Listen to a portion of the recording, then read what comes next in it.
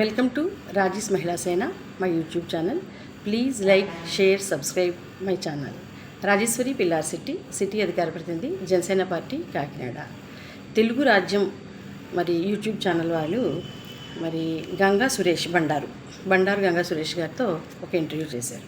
మరి రీసెంట్గా 2 days నుంచి జనసేన పార్టీ మరి ఏదైతే సభ్యత్వాల నమోదు జరుగుతూ ఉందో ఉద్యమి సాధక్ ప్రదాత అనే అంశం మీద ఆమె అడగడమే యాంకర్ ఈ బండారు గంగా సురేష్ గారిని, ఏంటండి ఈ సాధక్కి ఈ ఇన్సూరెన్స్ ఏజెంట్కి డిఫరెన్స్ ఏంటి అని ఆమె అడిగితే ఈ సురేష్ గారు చెప్తా ఉన్నారు, జనసేన పార్టీ మొదట్లో జనసేన నాయకులు కళ్యాణ్ గారు కడప వెళ్ళినప్పుడు మరి ఒక 10 లక్షల రూపాయలు ఇన్సూరెన్స్ నిమిత్తం ఈ కార్యకర్తలకి ఇస్తానని ప్రకటించారు.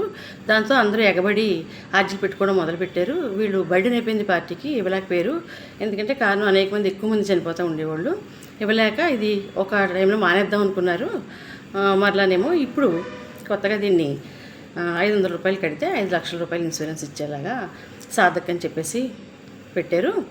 ఈ ఇన్సూరెన్స్ ఆయన చెప్పిన మాట ఏంటంటే, ఇన్సూరెన్స్ ఏజెంట్కి వీళ్ళకి పెద్ద తేడా ఏమీ లేదు. ఇన్సూరెన్స్ ఏజెంటు జీతానికి డబ్బులు తీసుకుంటూ ఒక ఏజెంట్గా పనిచేస్తాడు.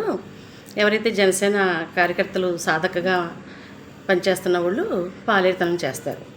ఇది బండారు గంగా సురేష్ గారు ఇచ్చిన క్లారిటీ దాని గురించి. దాని తర్వాత ఇంకా కూడా మాట్లాడుతూ ప్రదాత గురించి, పవన్ కళ్యాణ్ గారు ఎప్పుడు సొంత డబ్బులు ఏవో తీసేసి ఆయన 2 కోట్లు డొనేట్ చేశారు అంటే ప్రజలు ఆయన డబ్బులు ఏదో తీసేసి ఇచ్చేసారని అనుకుంటారు. కానీ ఆయన ఇప్పుడు కూడా ఆయన ధనంతో, ఆయన డబ్బుతో ఇన్సూరెన్స్ ఇవ్వడం జరగలేదు. ఈ జేబుల నుంచి తీసి ఈ జేబులో పెట్టుకున్నారంతే. అది ఆయన పార్టీ కదా, ఆ పార్టీలో డబ్బు తీసేసి ఇందులో తీసి అందులో ఇచ్చేసారు. అంతేకాకుండా ప్రదాత అని చెప్పేసి ఇప్పుడు కొత్తగా కొంత డబ్బు కట్టమని అంటున్నారు. 1 లక్షో 5 లక్షలో కోటో అది కట్టేసేయమంటున్నారు. దాన్ని ఇంకా ప్రెస్టేజ్కో దేనికో పదవులు ఆశించేవాళ్ళు, ఎమ్మెల్యేలు ఆల్రెడీ పదవులు వచ్చిన వాళ్ళు, రాబోయే వాళ్ళు ఆశించేవాళ్ళు వాళ్ళు తప్పనిసరి కట్టాలి, ఇలా మాట్లాడుతూ ఉన్నారు. ఇదంతా అవగాహన రాహిత్యం. ముక్కు మొహం తెలియకుండా ప్రతి వాళ్ళు మాట్లాడడానికి వచ్చేసేవాళ్ళు ఇలా మాట్లాడతారు. అంతేకాకుండా పార్టీని బద్నాం చేయాలి, చెడ్డ పేరు తీసుకురావాలన్న ఉద్దేశంతో ఇష్టం వచ్చిన వాగుతూ ఉన్నారు. మరి జనసేన పార్టీ అధినేత పవన్ కళ్యాణ్ గారు ఆయన డబ్బులు జనాలకు అసలు ఏమైనా ఇచ్చారో ఇవ్వలేదో ప్రజలందరూ చూస్తూనే ఉన్నారు. ఆంధ్రప్రదేశ్ ప్రజలందరూ చూస్తూనే ఉన్నారు. ఇన్నాళ్ళు మేము ఇది చేశారు అది చేశారని 4, 5, 10 ఇలా లెక్కపెట్టి చెప్పగలిగేవాళ్ళం. ఎన్నని చెప్పము ఆయన దాతృత్వాలు, ఆయన దానాలు, ఆయన చేస్తున్న సర్వీస్ ప్రోగ్రామ్స్, ఆయన సేవా కార్యక్రమాలు, ఎంతమందికి ఆయన సొంత ధనంతో చేస్తున్నారు, అవన్నీ ఎన్నని చెప్పము.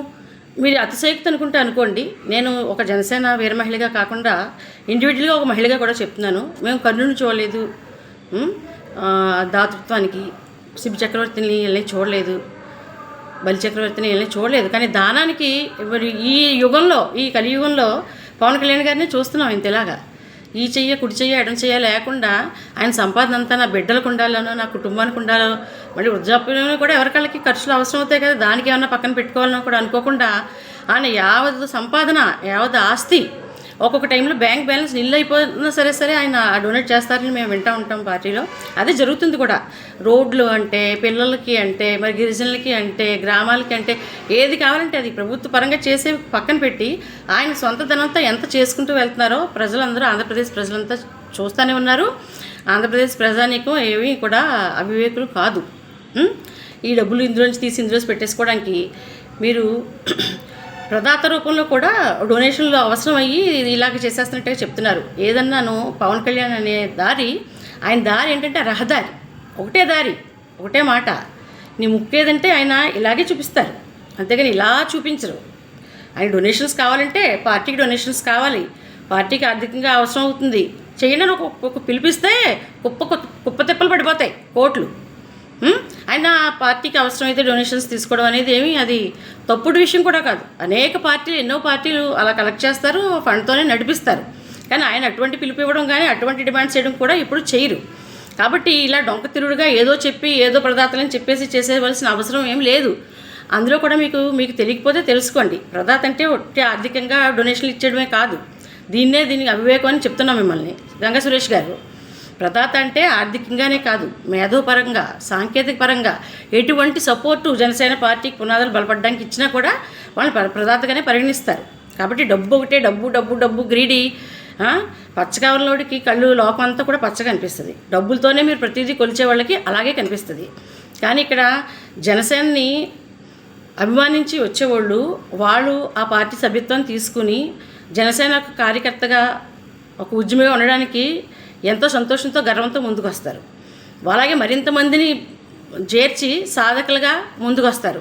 అలాగే దానికి ఆయన చెప్పినట్లుగా ఆర్థికంగానే కాదు, మేధోపరంగా వాళ్ళ మేధాలు థాట్స్ ఇస్తారు, గణం ఇస్తారు, సాంకేతికంగా సపోర్ట్ ఇవ్వచ్చు, మేధాపరమైన సపోర్ట్ ఇవ్వచ్చు, ఆర్థికమైనది ఇవ్వచ్చు, అనేక రంగాలుగా ఇవ్వచ్చు. వాళ్ళందరినీ ప్రదాతలుగా పరిగణిస్తాం అన్నారే తప్ప ఆర్థికంగా దాన్ని దోచేయడం కోసం ఏదో ఫండ్స్ తీసేసుకోవడం కోసం కాదు. మీరు దీన్ని ఇంతగా ఎందుకు మేము ఖండించి చెప్తా ఉన్నామంటే, జనాలు ఎలా ఉంటారంటే దునపోతూ ఇనింది అంటే పెయిన్ కట్టేయండి అంటారు, దోణ కట్టేయండి అంటారు. అలాగా మీరు ఏదైనా ఒకటి మాట్లాడారంటే, వాగారంటే దాంట్లో రియాలిటీ లేకుండా అవన్నీ కూడా అందులో నమ్మేవాళ్ళు కూడా కొద్దిమంది ఉంటారు.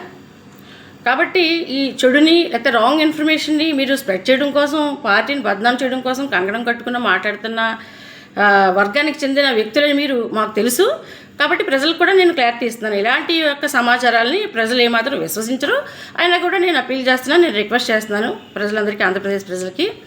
జనసేన పార్టీ మిమ్మల్ని ఎందుకు పార్టీ సభ్యత్వం తీసుకోవాలి అని మీరు ఎవరైనా అనుకుంటే ఎందుకు తీసుకోవాలి? మనం ఎన్నో పార్టీలు ఉన్నాయి మనకి సొసైటీలో, ఆంధ్రప్రదేశ్లో, భారతదేశంలో ఎన్నో పార్టీలు ఉన్నాయి. ప్రధానమైన ఒక 5 పార్టీలు కూడా మనకి ఆంధ్రప్రదేశ్లో కనిపిస్తూ ఉంది.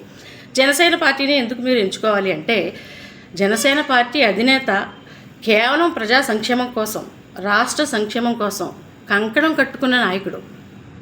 ఇంకా నీతి నిజాయితీ కూడిన నాయకుడు, నిస్వార్థమైన నాయకుడు, అవినీతి మనకు లేని నాయకుడు, తన సొంతధనంతో కూడా రాష్ట్రాన్ని, ప్రజల సంక్షేమాన్ని కోరుతూ సాధన కొరకు ముందుకు తీసుకెళ్తున్నటువంటి వ్యక్తి.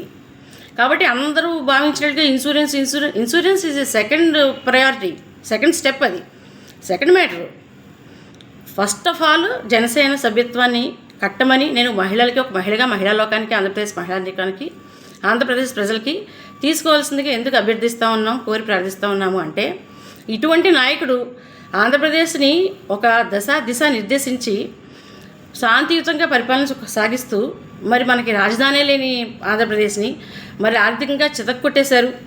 బైఫర్కేషన్ తర్వాత మనకు ఆర్థికంగా కొంత లాస్ అయితే జగన్మోహన్ రెడ్డి గారి పరిపాలనలో లూటీ అయిపోయింది. అటువంటి సమయంలో మనకి కేంద్రం నుంచి సత్సంబంధాలు నెలకొల్పుకొని కూడా ఆయన ఎంతో ఫండ్స్ తీసుకొచ్చు, నేషనల్ హైవేస్ అన్నీ కూడా ముందుకు తీసుకెళ్తున్నారు, పంచాయతీని అభివృద్ధి చేస్తున్నారు, గిరిజనులకు ఎంతో చేస్తున్నారు. ఎవరైనా బిడ్డలు ఇలాగ అప్పీల్ చేస్తారు, రిక్వెస్ట్ చేస్తున్నారు, సార్ పవన్ కళ్యాణ్ గారు, మావయ్య మాకు ఇక్కడ రోడ్ లేదు, ఇక్కడ బడి లేదు, ఇక్కడ గుడి లేదు, ఎన్ని అడుగుతుంటే కూడా ఆయన వెంటనే తక్షణం, అసలు మునుపు ఎన్నడన్నా ఎప్పుడైనా ఇలాగ ప్రజలు డైరెక్ట్గా ఇలా అడగడం, వాటిని తక్షణం, ఇది రాచరికంలో ఒక రాజులు చేసేవాళ్ళు, ఇలాగ ప్రభు అని మేము మొరపెట్టుకుంటే వెంటనే జరిగేవి. అలాగా మా దేవుడు ఈయన అనుకున్నట్టుగా ప్రజలందరూ కూడా ముసలోళ్ళ దగ్గర నుంచి పసిపిల్లల వరకు పవన్ కళ్యాణ్ గారిని అప్పీల్ చేస్తూ ఉంటే, రిక్వెస్ట్ చేస్తూ ఉంటే వెంటనే తక్షణం ఈ జరిపిస్తా ఆయన సాధ్యమైనంత వరకు చేసుకుంటూ వెళ్తున్నారు. మరింత కూడా ఆంధ్రప్రదేశ్ని ఎక్కడికో తీసుకెళ్తారు ఆయన. నిజంగానే స్వర్ణాంధ్రప్రదేశ్ అన్న దాన్ని తీర్చిదిద్దుతారు. ఆ నమ్మకాన్ని, ఆ భరోసాతో ప్రజలందరూ ఇటువంటి నాయకుడిని, అవినీతి లేని నాయకుడిని, నిస్వార్థమైన నాయకుడిని, దృఢ సంకల్పం గల నాయకుడిని మనం ఎన్నుకోవాల్సిందిగా, రాష్ట్ర ప్రగతిని కోరుకునే నాయకుడిని మనం ఎన్నుకుంటూ ఆ పార్టీని బలపరిస్తేనే, మనం అటువంటి నాయకుడిని బలపరిస్తేనే మనకి సంక్షేమం ఇవన్నీ కూడా దొక్కుతాయి. కాబట్టి ఆంధ్రప్రదేశ్ ప్రజానీకానికి, మరి మహిళా లోకానికి నేను విజ్ఞప్తి చేస్తూ ఉన్నాను. జనసేన సభ్యత్వాలు కొనసాగుతూ ఉన్నాయి. ఇది ఒక 10 రోజుల కార్యక్రమం కొనసాగుతుంది. ఉద్యమి, సాధక్, ప్రదాతగా అందరూ కూడా ఈ 400 రూపాయలు చెల్లించి కొంచెం ఈ సభ్యత్వాలు స్వీకరించి మా పార్టీని బలోపేతం చేయవలసిందిగా కోరి ప్రార్థిస్తూ ఉన్నాను. Thank you. Rajeshwari pillar city. జై జనసేన, జై జనసేన. పవన్ కళ్యాణ్ గారి నాయకత్వం వర్ధిల్లాలి.